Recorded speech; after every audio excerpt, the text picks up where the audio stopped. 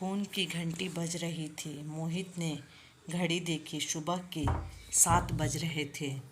उसने फ़ोन उठाया। उधर से आवाज़ आई, मैं थाने से बोल रहा हूँ। एक स्त्री रेल से कटकर मर गई है। उसके फ़ोन में लास्ट डायल में आपका नंबर था, इसलिए आपको फ़ोन किया। मोहित तो काटो खून नहीं। रात तो मौसी से बात हुई थी। बेहद उदास भरी हताश सी बातें कर रही थी। कल जो कुछ घर में हुआ बता रही थी। आवाज़ में भी बहुत कमज़ोरी थी, लेकिन वह थका हुआ था। उसने कह दिया, मौसी कल शाम घर आकर विस्तार से बात करूँगा। पर अब तो जल्दी से थाने भागा। लाश मोर्ची में रखी हुई थी।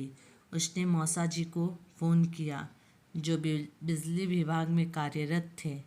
2 साल पहले ही रिटायर हुए हैं। मौसा जी को तो लगा उसकी बात सुनकर सांप ही सूंघ गया। मैं आता हूँ कहकर उन्होंने फ़ोन काट दिया। मोहित सामने पड़ी बेंच पर बैठ गया। उसकी आंखों से आंसू बहने लगे। मौसी माँ की लाडली बहन थी। उनसे 6 साल छोटी थी।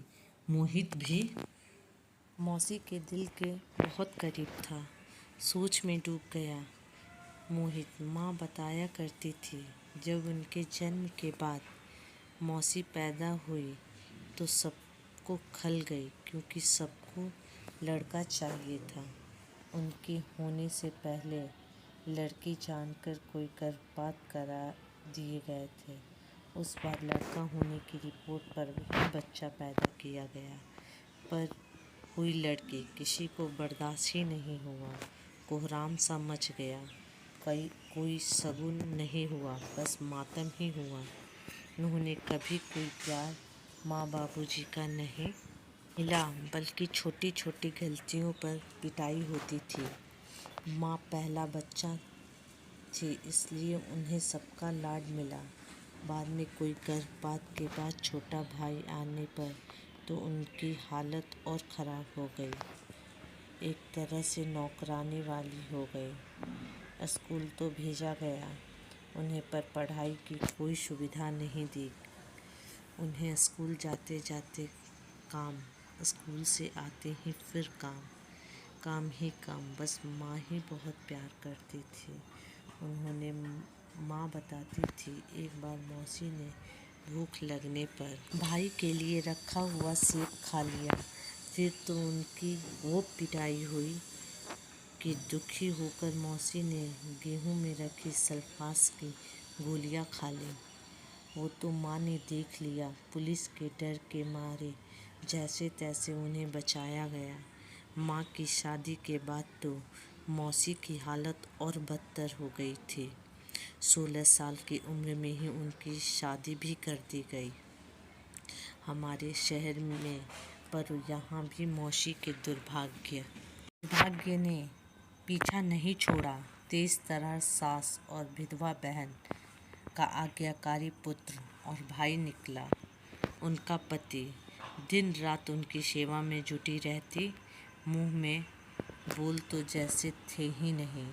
उनके मायके वालों ने शादी के बाद उनसे कोई मतलब नहीं रखा। बस कभी कभी माँ से मिलना होता रहता था। उनका अपने दुख दर्द बांट लेती थी उनसे। वो भी बराबर में बैठ सब बातें सुनता रहता था।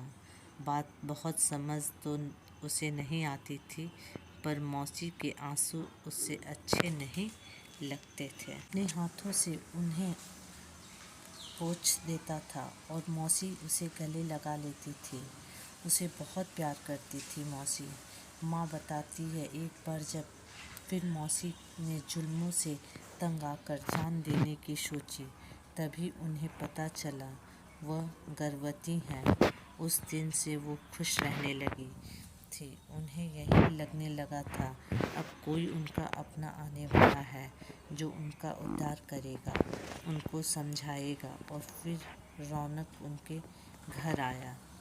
1 साल बाद ही रोशनी से उनकी दुनिया में चहचहाहट भर गई।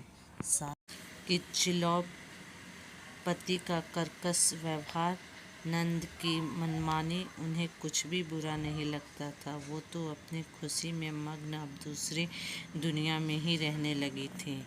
बच्चे पढ़ने में अच्छे निकले, लड़का बैंक ऑफिसर और बेटी इंजीनियर बने। बेटी की शादी उसके जॉब में आते ही कर दी। वो अपने घर में खुश थी, नौकरी और अपने ससुराल में व्यस्त। मौसी भी उनसे कुछ बताकर दुखी नहीं करना चाहती थी। एक बहुत बड़ा झटका मौसी को तब लगा जब उनकी बड़ी बहन यानी उसकी माँ अचानक चल बसी। वह फूट फूट कर रोई थी। वो कहती थी, अब मैं अनाथ हो गई। वो तो खुद ही बिल्कुल टूट सा गया था, पर उसने मौसी को गले लगाकर कहा था, मैं हूँ ना।